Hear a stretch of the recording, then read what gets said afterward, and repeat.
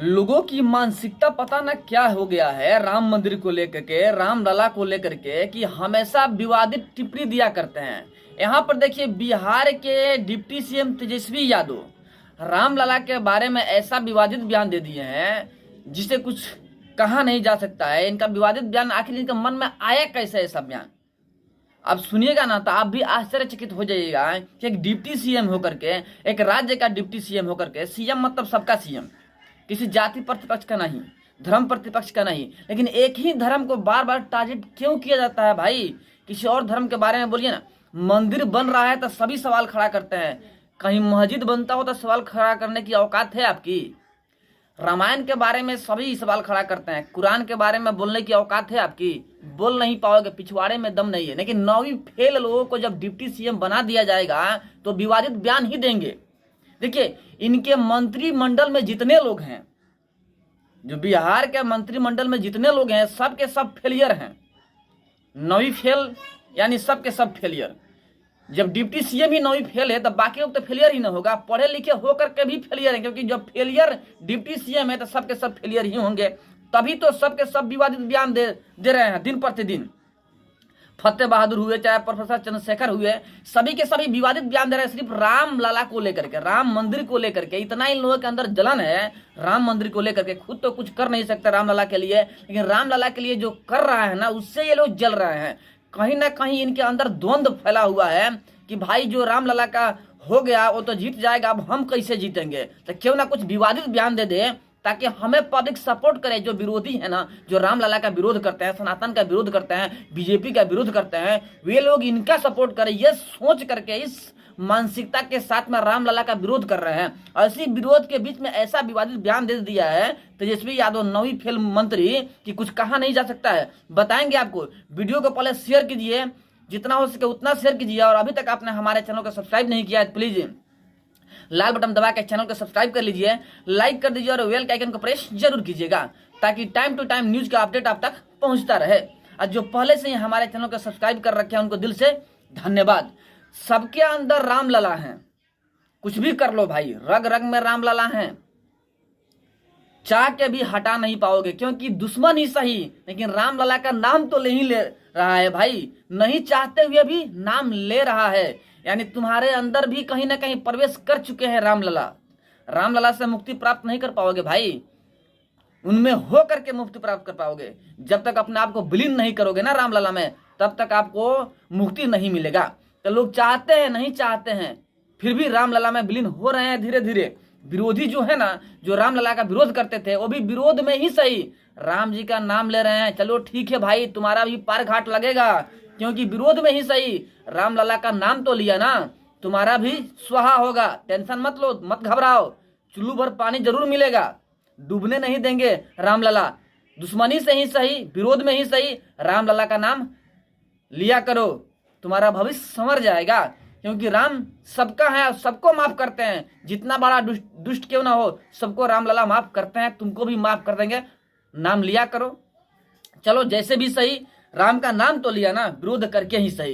लेकिन इसी दौर में बिहार सबसे आगे है, रामलला का विरोध करने में बिहार सबसे आगे है, एकदम आगे श्रेणी में चल रहा है, जबकि बिहार के डिप्टी सीएम ही विरोध कर रहे हैं ना।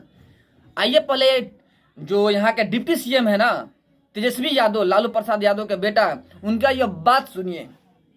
मोदी जी का जरूरत सुनिए क्या बोल रहे हैं। भगवान राम को मोदी जी का जरूरत है।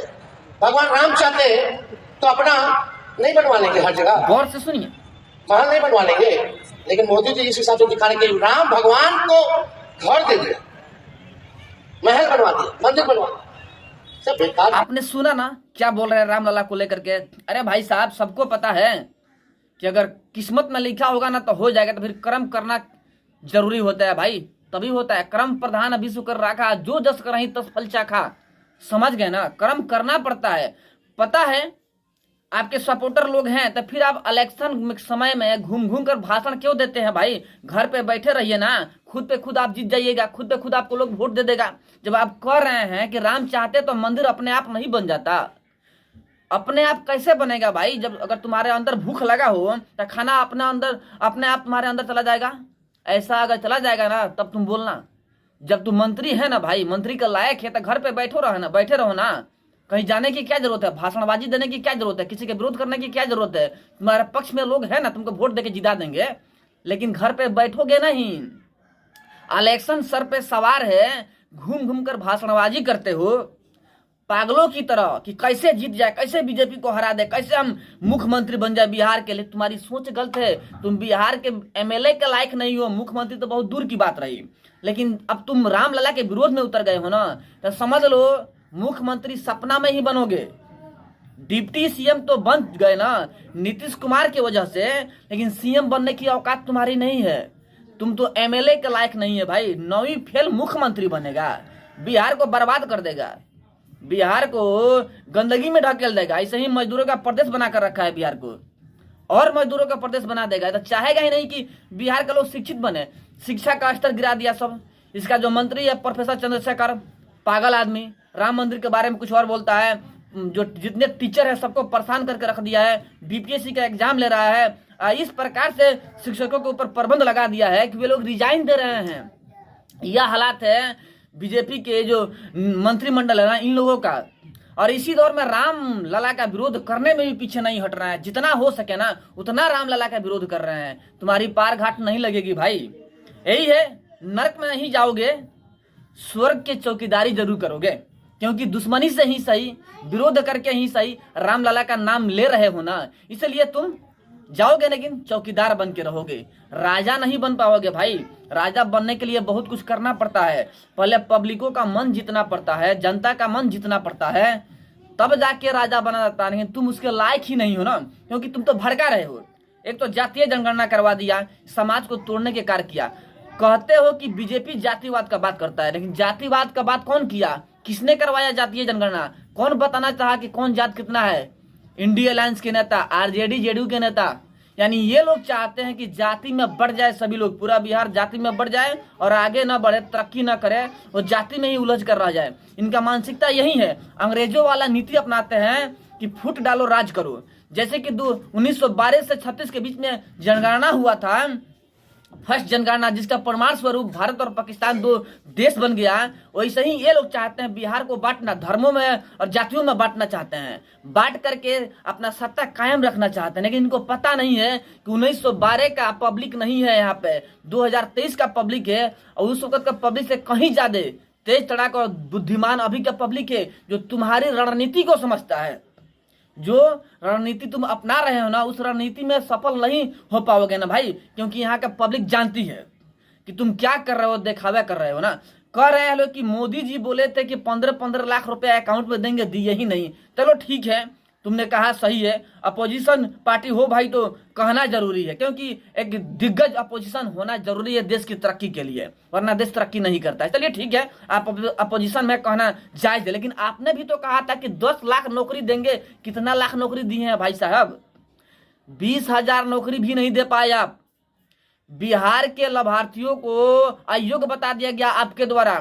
बिहार के बाहर से लोग आकर यहाँ पर शिक्षक बनेंगे, लेकिन यहाँ के जो पढ़े लिखे लड़के हैं वो शिक्षक के लायक नहीं है, अयोग्य हैं। जबकि पूरे भारत में बीपीएससी टॉपर बिहार के लड़के ही आते हैं, लेकिन शिक्षक बनने के लायक नहीं है। तुम्हारी जो मंत्री है उनके द्वारा कहा गया ना भाई, प्रोफेसर चंद्रशेखर के द्वारा। यानी बिहार के मंत्रिमंडल में जितने लोग हैं सभी के सभी 9वीं फेल के ही बात करते हैं। यानी 9वीं फेल डिप्टी सीएम, तो जितने इसमें मंत्रिमंडल में है सभी के सभी उसी के इशारे पे चलते हैं और उसी के हालात पे चलते हैं। तो देख लीजिए भाई, खाना खाना मत भाई। अगर खाना खाना होगा ना तो खाना अपने आप मुख में चला जाएगा ना। जब राम मंदिर अपने आप बन जाएगा, राम चाहेंगे तो खाना भी अपने आप अंदर चला जाएगा। एक बात और कह दे, कान खोल के सुन लो भाई, इलेक्शन में घूमना नहीं, क्योंकि घूमोगे ना तो क्या फायदा होगा। इलेक्शन मिलना होगा, वोट तो ऐसे ही मिल जाएगा ना, घर पे बैठे बैठे मिल जाएगा। एक बात और बता दें कि चंपारण में कभी मत आना भाई, वरना जूता चप्पल का माला पहनोगे, 110% पहनोगे। क्योंकि तुम्हारी रवैया वही है कि जूता और चप्पल का माला पहनाया जाएगा। तब भूल के भी चंपारण क्षेत्र में मत आना तेजस्वी यादव जी, वरना जूता और चप्पल का माला पहनना पड़ेगा। क्योंकि जो राम लला का नहीं वो किसी का नहीं, जो राम का नहीं वो किसी काम का नहीं। राम लला का विरोध करोगे ना, तुम्हारा ही विरोध होगा और सत्ता कभी प्राप्त नहीं कर पाओगे, कभी नहीं प्राप्त कर पाओगे। गारंटी दे रहे हैं, लिख के रख लो। डिप्टी सीएम तो गया ही गया, मुख्यमंत्री गया ही गया, एमएलए भी नहीं बन पाओगे भाई। कागज पेन में लिख के रख लो कि तुम कभी मुख्यमंत्री नहीं बन पाओगे बिहार का। भविष्य तुम्हारा खत्म। एक चारा घोटाला में लालू जी का भविष्य खत्म हो गया ना, लेकिन तुम्हारा रामलला का विरोध करने की वजह से तुम्हारा भविष्य खत्म हो गया। कभी सीएम नहीं बन पाओगे, सपना में ही बनोगे। सोच लो और लिख के रख लो। ताल ठोक के कह रहे हैं कि मुख्यमंत्री कभी नहीं बन पाओगे। आज जो रामलला का विरोध करेगा वो सत्ता में कभी नहीं आएगा। अगर अपोजिशन पार्टी ऐसे ही रामलला का विरोध करते रहे ना, तो बीजेपी हमेशा सत्ता में कायम रहेगा। अपोजिशन पार्टी हमेशा अपोजिशन पार्टी में ही रहेंगे और चुल्लू भर पानी में डूबने की औकात ही रखेंगे। चलिए, हमारी बातों से आप लोग कहां तक सहमत हैं कमेंट में जरूर बोलिएगा और जय श्री राम जरूर लिखिएगा। फिर मिलते हैं आपसे बड़े अपडेट और एक बड़े न्यूज के साथ में। तब तक के लिए जय हिंद।